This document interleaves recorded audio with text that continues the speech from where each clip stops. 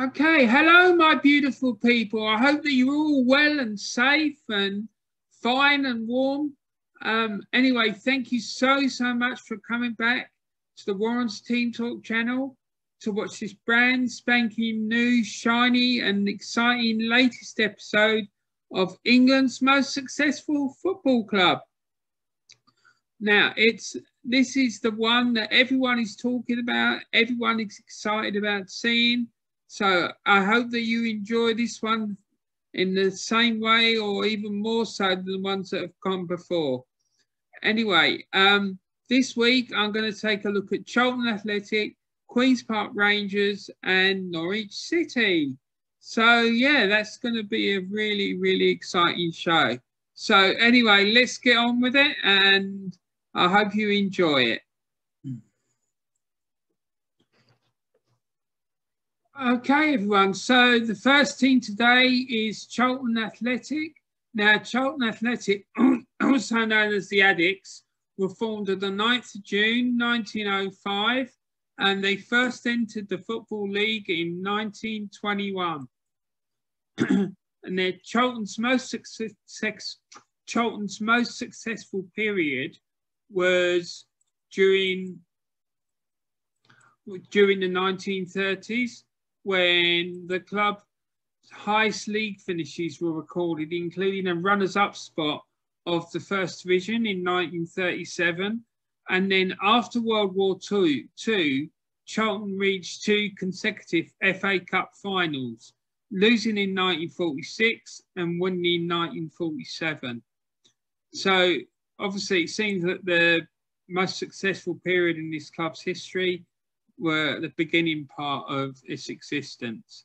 Anyway, moving swiftly on.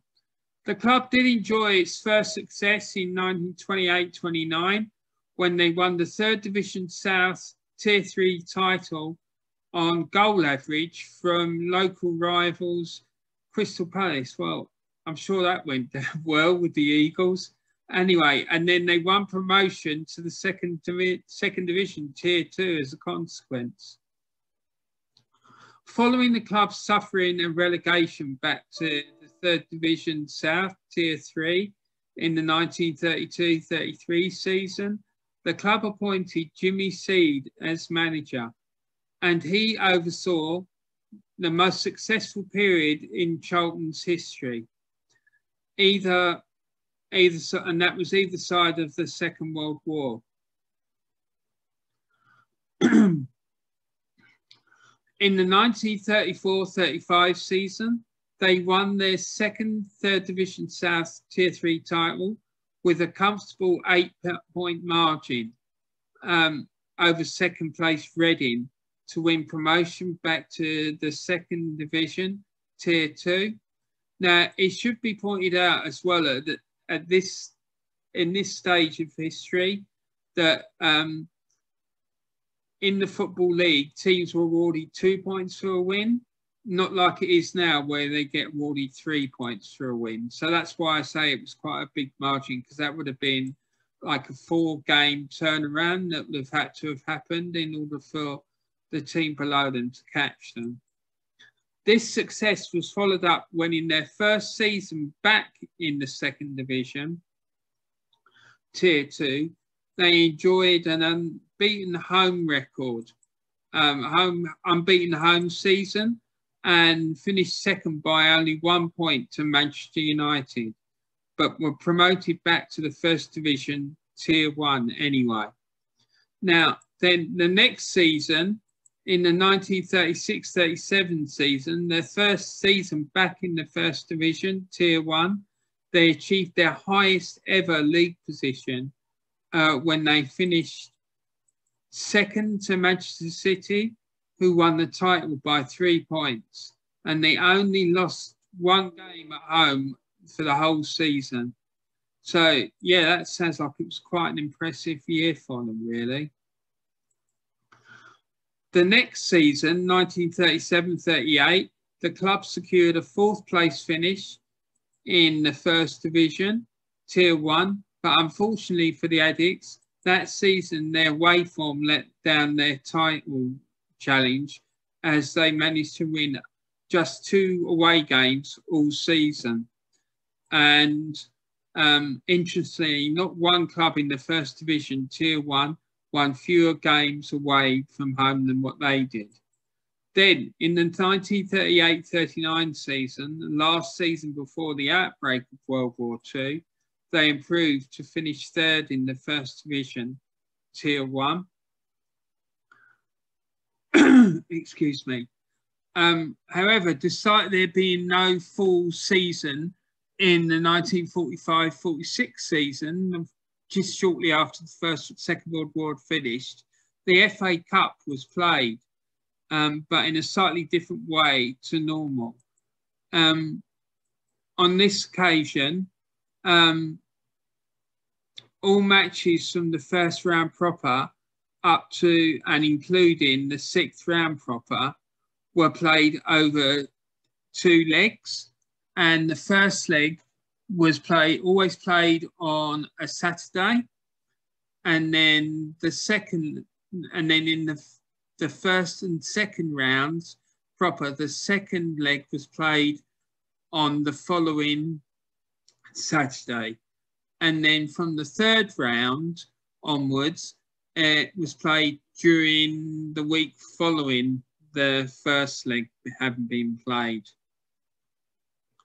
So also, if aggregate scores were level at this stage after 90 minutes of the second leg having been played, a replay would then take place at a neutral ground, rather than, you know, it going to penalties or extra time like it is these days.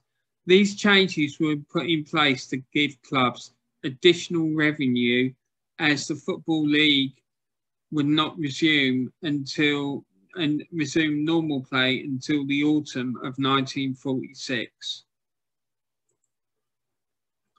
So in this version of the competition, Charlton ended up being runners-up to Derby County when they lost 4-1 after extra time in the final at Wembley Stadium in front of a crowd of 98,000. In the first season after World War II, despite struggling in the league when they finished 19th, they won the FA Cup when they beat Burnley 1-0 in the final, played at Wembley Stadium in front of a crowd of 99,000 people. And then after World War II, attendances went through something of a boom, and Charlton's ground, the Valley, was the largest football ground in the league and regularly drew in crowds in excess of 70,000 people. Wow, so that is impressive. Now, I remember a few years ago, I went to Charlton's ground to see a Kent League game, and it looks like what they've done is when they redeveloped it, rather than knocking down the old stand, they just built in front of it, and you could see the terrace, and it just went back and back and back. It was huge. So I can well believe how they managed to get crowds of like 70-odd thousand or even more. Anyway, so moving on. After a period of no real success, the club secured a 3rd place finish in 1957-58 in the 2nd Division, Tier 2. But unfortunately, they missed out on promotion back to the 1st Division, Tier 1, by 1 point to Blackburn Rovers. 6 years later, in the 1963-64 season, they managed to secure a 4th place finish in the 2nd Division, Tier 2, but sadly again for the Addicts, they did not win promotion. This disappointment was repeated again 5 years later in the 1968-69 season, when they finished 3rd in the 2nd Division, Tier 2, and unfortunately for the Addicts, again, they failed to win promotion. Another further 6 years passed before the club enjoyed any further success, when in the 1974-75 season, the club finished 3rd in the 3rd Division, Tier 3, and were promoted back to the 2nd Division, Tier 2. And 6 years later, in the 1980-81 season, the club finished 3rd in the 3rd Division, Tier 3. Then in 1985, the club had to leave the Valley because of financial issues and did not return until 1992. It was, as I recall, an incredibly traumatic experience for the Charlton fans. Yeah, and I remember it because I had some good friends who were Charlton fans, and during that time, it was really distressing for them. And the fans even formed a political party to try and force a return to the Valley by getting people to stand in local elections and what have you. Anyway, in the 1985-86 season, the Addicts had secured a second place finish in the second division, Tier 2, to win promotion back to the first division, Tier 1. After a barren spell of 12 years, the club successfully won promotion to the Premier League in the 1997-98 season, when they finished fourth in the first division, Tier 2, and beat Sunderland in the playoffs finals 7-6 on penalties after the game ended in a 4-4 draw. And then unfortunately they were relegated back to the Tier 2 in their first season back in the Premier League.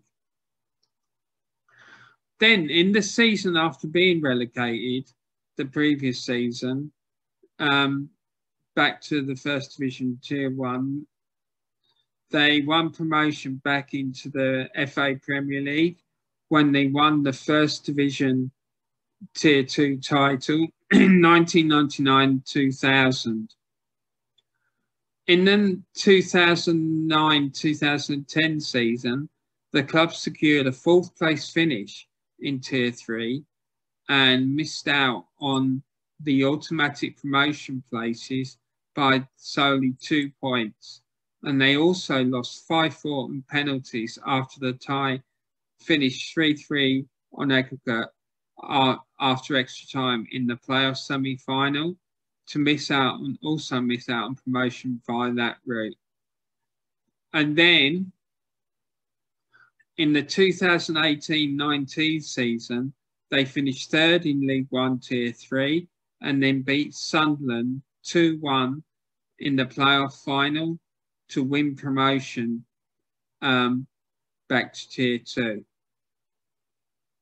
Okay, everyone, so we've just got back from our short trip to Charlton, and we're now back on the road again because now we're going for a short little jaunt all the way over to West London to go and visit Queen's Park Rangers. Now, Queen's Park Rangers, they managed to get 1,510 points and finished 33rd in the Warren's Team Talk table.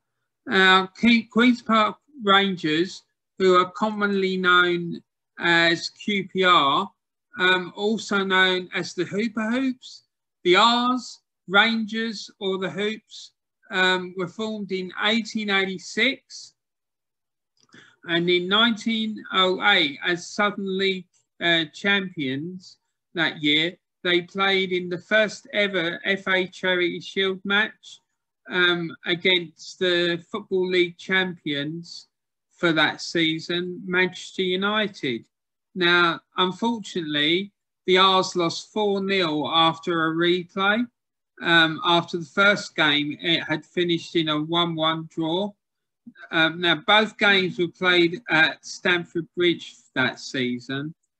And 4 years later, in 1912, they played in another Charity Shield match. And again, unfortunately, they lost, but this time to Blackburn Rovers 2-1. So a bit more respectable scoreline there.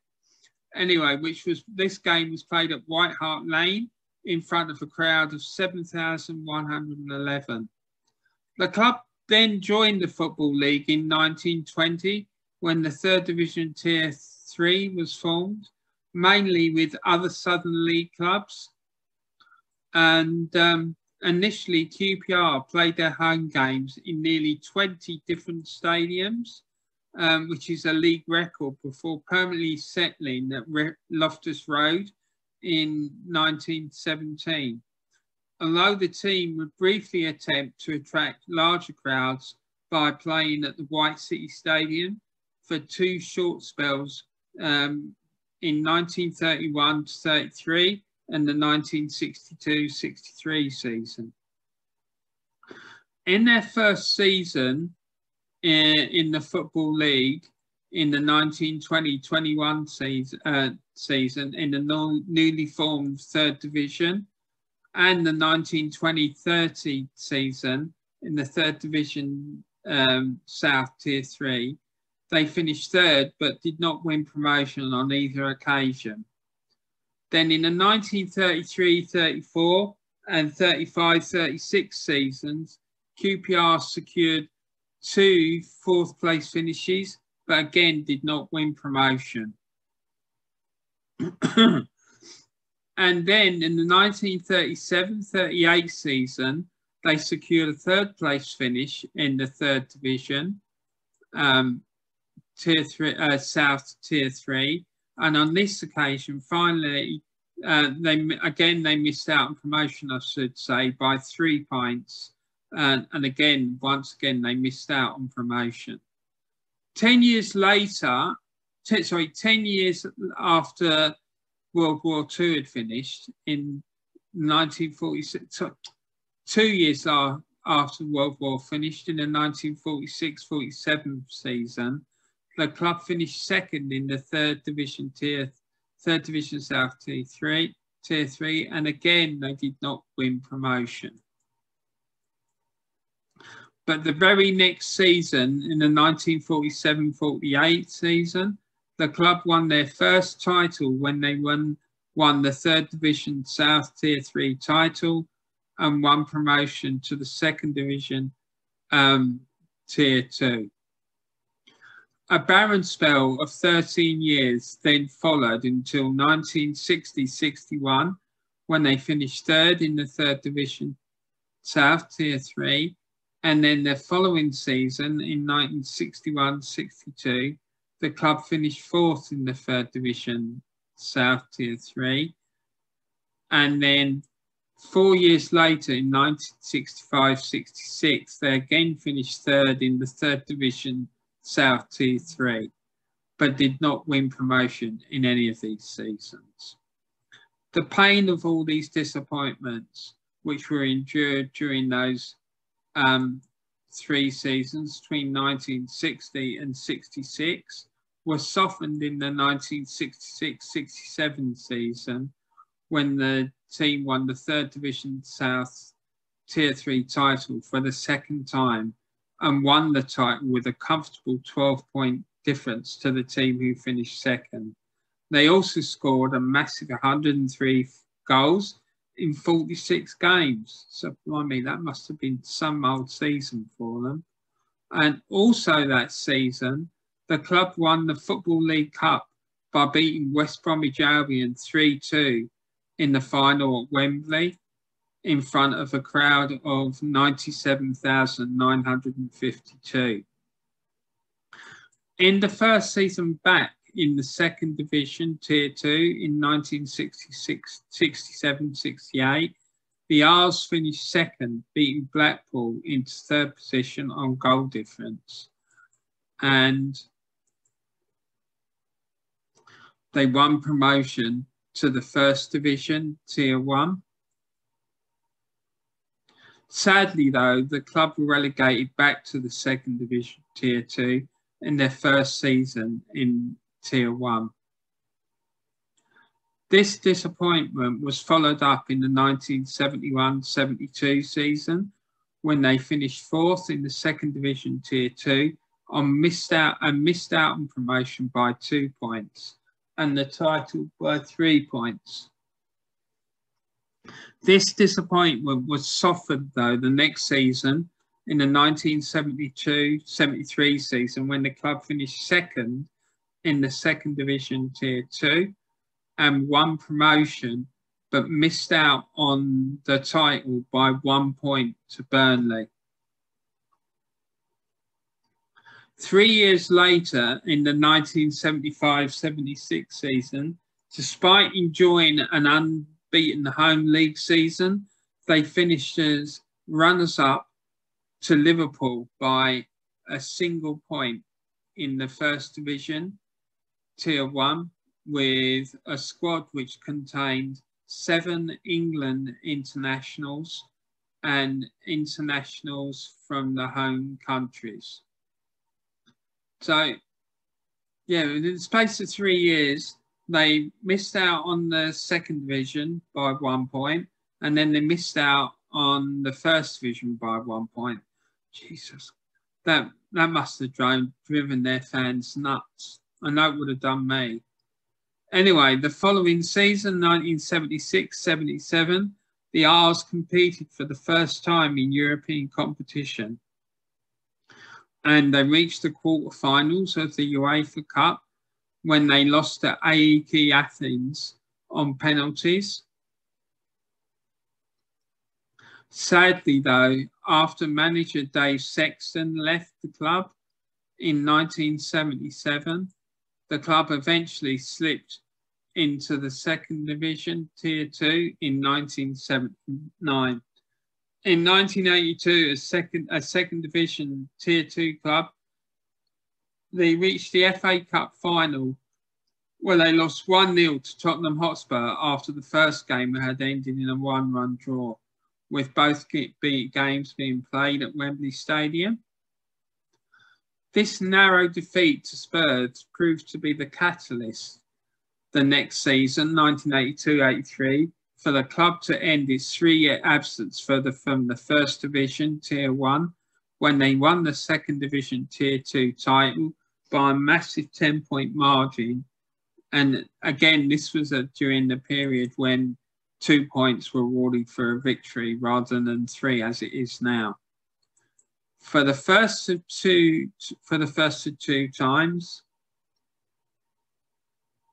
Anyway, so after 4 years, 1986, the club returned to Wembley again for the Football League Cup, and sadly again for the R's, they lost out to Oxford United, losing heavily 3-0 in front of a crowd of 96,000 people. Unfortunately, by the time that they enjoyed any further success, they were back in Tier 3 in the 2002-2003 season. They secured a 4th place finish in Tier 3, but missed out on automatic promotion place by 3 points to Crewe Alexandra. And this disappointment was further compounded by the fact they lost 1-0 after extra time to Cardiff City in the playoff final. The disappointment of the previous season, though, was wiped out when they won promotion to the First Division Tier 2 after finishing as runners-up to Plymouth Argyle in the Second Division Tier 3. Then after 7 unsuccessful seasons, QPR won the Championship Tier 2 title in 2010-11 to win promotion back to the Premier League Tier 1. So then that must have been a massive relief for the R's fans to see your club just like fall down the league like that and then come back up. It must have been a major relief. Then in the 2013-14 season, after being relegated the previous season, I should say, the R's won an immediate return to the FA Premier League by finishing 4th in the Championship Tier 2 and beating Derby County 1-0 in the playoff final. But they, again, sadly, they only stayed in the Premier League for 1 season. Some of the club's most famous players, managers and players have included Dave Sexton, Harry Redknapp, Stan Bowles and Neil Warnock. Now, Queen's Park Rangers Queen's Park Rangers invited their fans to vote for their all-time strongest squad in 2008. And what we're going to do now is we're going to look at what they came up with. Okay, so here it is. This is the QPR all-time 11 side as voted for by the QPR fans in 2008. Now, in goal, we have Phil Parkes, who represented the club between 1970 and 79. Left back, we have Ian Gillard, who represented the club between 1968 and 1982. And then we have a centre-back pairing of Paul Parker, who appeared between 1987 and 1991, and Alan MacDonald, who appeared between 1981 and 1997. And right back, we have Dave Clement, who appeared between 1965 and 1979. Then in centre midfield, we have the infamous Stanley Bowles, who played for the club for 7 years between 1972 and 79. And Jerry Francis, who was England captain as well for a while, between 1968 and 79, and then again between 1981 and 82. And then on the left side of midfield, we have Trevor Sinclair, who appeared for the club between 1993 and 1998. And the right side of midfield, we have Dave Thomas, who appeared for the club between 1972 and 1977. And then up front, we have the powerful Les Ferdinand, who was a great striker, in my opinion, between 1987 and 95. And he was partnered up front by Rodney Marsh, who appeared between 1966 and 1972. So there you have it. That's the fans' all-time 11. Okay, so we've just come back from our 2 trips to London to see QPR and also to see Charlton. And now we're back on the road again with the Warren's Team Talk bus, and all the refreshments are restocked and the video's waiting to play. So let's go on with it. We're on our way to go and see Norwich City.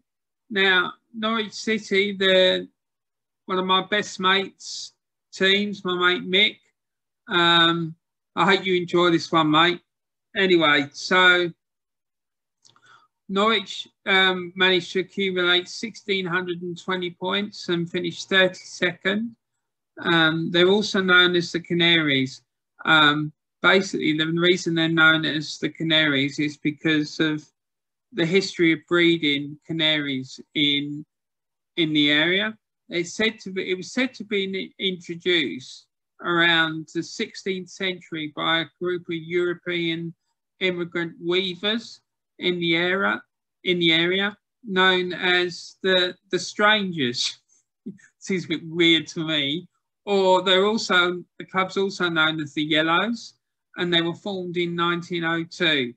Since 1935, Norwich have played their home games at Carrow Road and have a long-standing fierce rivalry with East Anglian rivals Ipswich Town. Now, I've experienced that derby match. I went with Mick once to Portman Road to see them play Ipswich. And I have to say, the Ipswich supporters, Jesus Christ, they were like jumping on the pitch, jumping up and down, and it was just unbelievable. The rivalry is really intense. I can vouch for that. So they have contested the East Anglian Derby 134 times since 1902. Also, the fans' song "On the Ball City" is also one of the oldest football chants in the world and was written in 1890 and is still sung today. I've left a link in the description of this video so that you can hear the original version of this song, which was seemingly recorded in the 1950s. So yeah, go and check that out because it's quite interesting, really. The first time the Canaries had any success came in the 1932-33 season, when they finished third in the third division South Tier 3, but unfortunately were not promoted.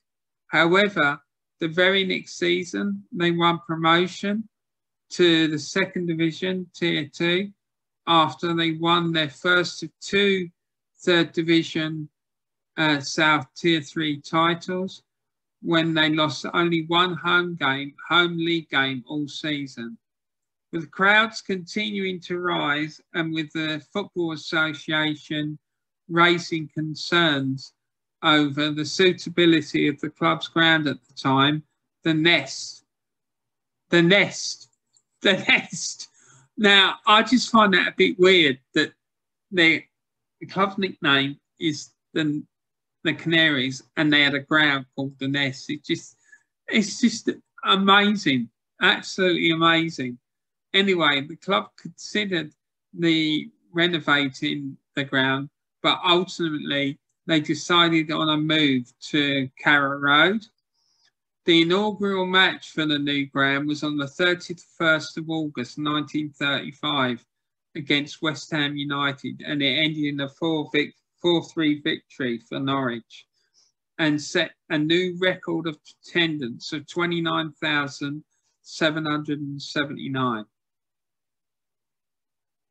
The club's next success came after World War II in the 1950-51 season, when the Canaries finished second in the third division South Tier 3, 6 points behind champions Nottingham Forest.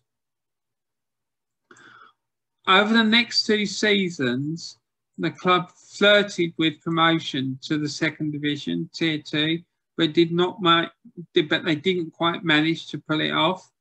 When in 1951-52 they finished third, and then in 1952-53 they finished fourth in the third division South Tier 3. This flirtation with promotion to the second division Tier 2 happened again in 6 years later in 1958-59, when the club finished fourth, but again, sadly, they did not win promotion. This season, though, did see the club on an incredible FA Cup run when they reached the semi-final of the FA Cup as a third division Tier 3 side, and they defeated two first division Tier 1 side on the way. When they beat Tottenham Hotspur and Sir Matt Busby's Manchester United en route. So yeah, that must have been quite impressive, really, when you think about it, because at that time, Man United would have been the Busby Babes, and Tottenham were just starting to bubble up, I suppose, for their league title double winning season of 1961. However, finally, the club achieved promotion to the second division Tier 2 after finishing second in the third division Tier 3 by 2 points to Southampton in the 1959-60 season. In their first season back in the second division Tier 2, 1960-61, they secured a fourth place finish but did not win promotion. And then the very next season, 1961-62, Norwich won the Football League Cup when they beat Rochdale 4-0 unaggregate, as during this period, the EFL Cup final was contested over two home and away legs, which was normal at that time for this competition.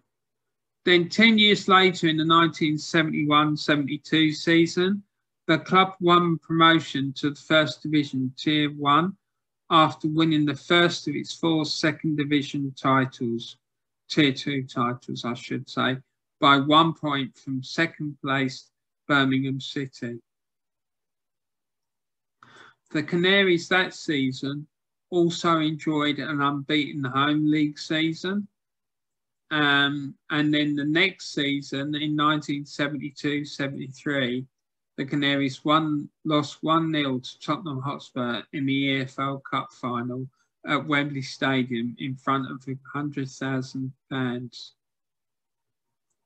Then 2 years later, in the 1974-75 season, the club enjoyed a successful season when they won promotion back to the First Division Tier 1 by finishing third in the Second Division Tier 2 and also reaching the League Cup final. But unfortunately, again, sadly, they lost 1-0, this time to Aston Villa at Wembley Stadium.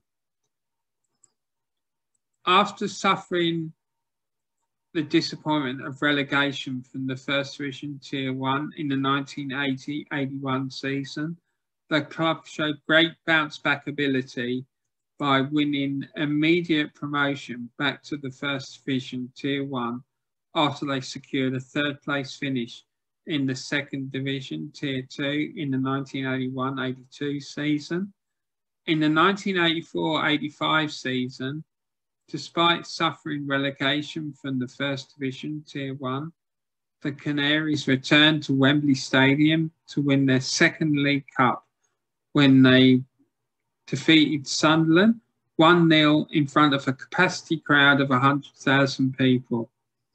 This League Cup triumph proved to be the catalyst for the club to successfully return to the First Division Tier 1 in the 1985-86 season, after they won the Second Division Tier 2 title by losing only one home league game all season. Then 3 years later, in the 1988-89 season, the clubs did then secure a fourth place finish in the First Division Tier 1. Then 7 years later, in the 1992-93 season, the club achieved their highest ever league finish when they were managed by Mike Walker. They finished third in the FA Premier League Tier 1, which was the inaugural season of the FA Premier League.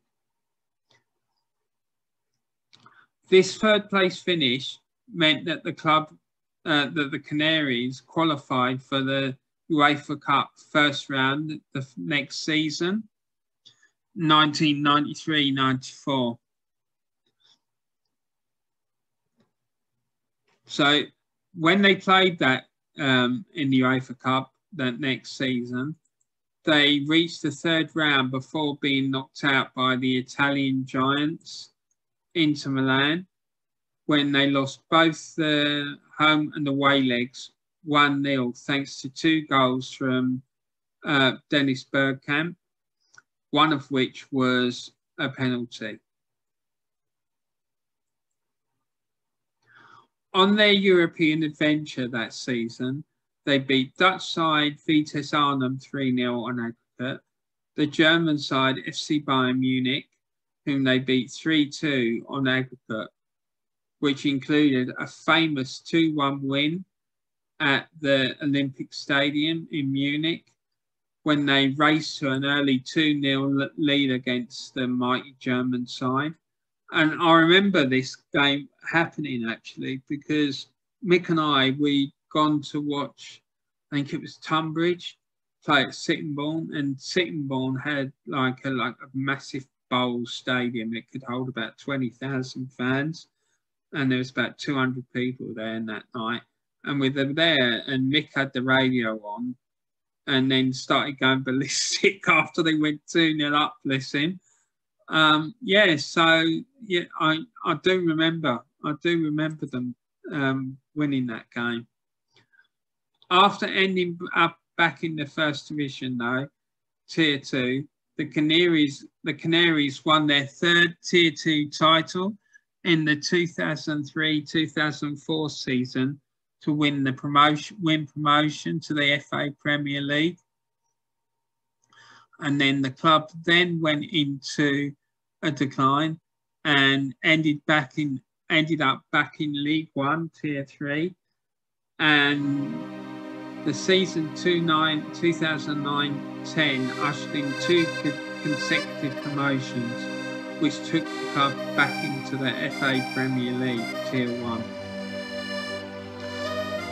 So, Firstly, what happened was with those two promotions was that the Canaries in 2009-10 won the Tier 3 title with a points haul of 95 and scoring 89 goals in the process.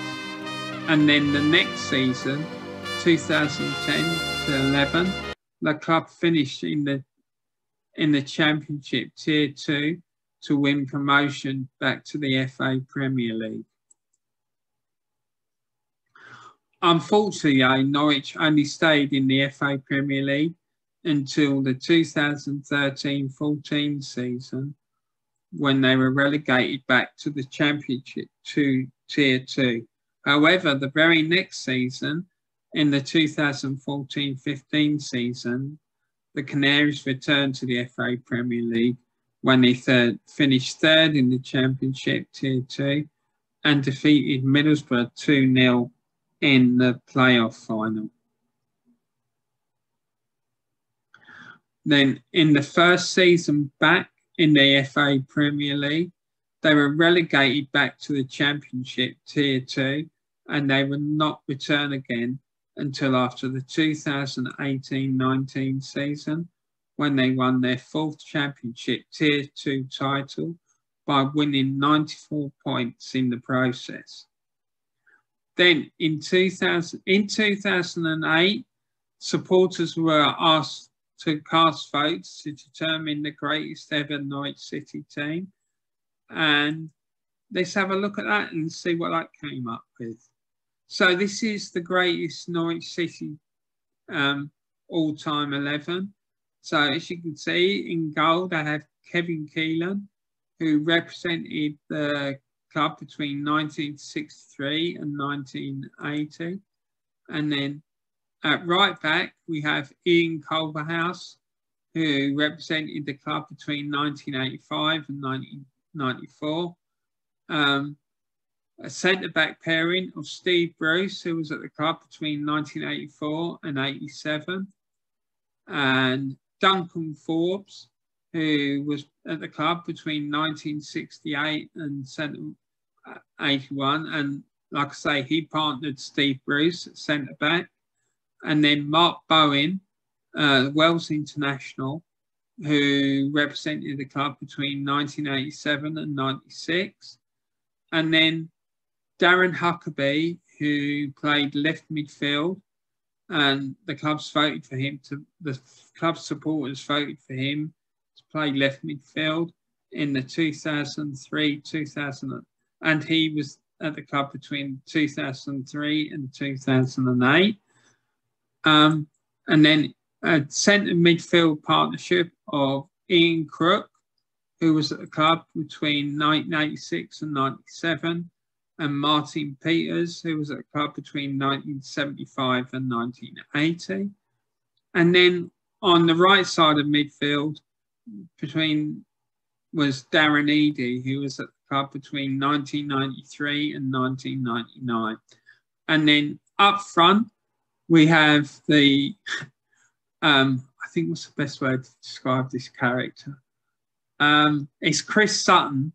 So he's the biggest wind-up merchant I think I've seen on television. He just loves winding people up. But he is, I think, in my opinion anyway, I think he's really funny. Particularly that interview when he spoke about Rangers Football Club and everything. I'm going to see if I can try and find it and put a link in the description for it for you all, because it is absolutely hilarious when he's talking about them and comparing them to the People's Front of Judea.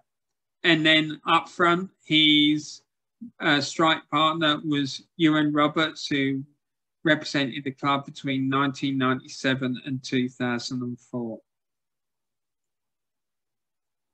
So yeah, that's the Norwich City all-time 11 as voted for by their supporters. That's it then for this week, folks. I hope you enjoyed your ride on the Warren's Tea Talk bus and enjoyed the show on the in-bus entertainment. Anyway, Please remember to put a like on the video. And also, if you're new to my channel, the Warren's Team Talk, thanks very much for coming to watch my show this week. And if you haven't done so already, please subscribe by clicking on the red subscribe button in the bottom right-hand corner of the screen. Yeah, so that's it. I hope, like I say, that you have a good week and that you've enjoyed the show. But please look after yourselves and stay healthy and well, and look after each other. And I look forward to seeing you all next week. Take care, guys. Thanks a lot. Bye.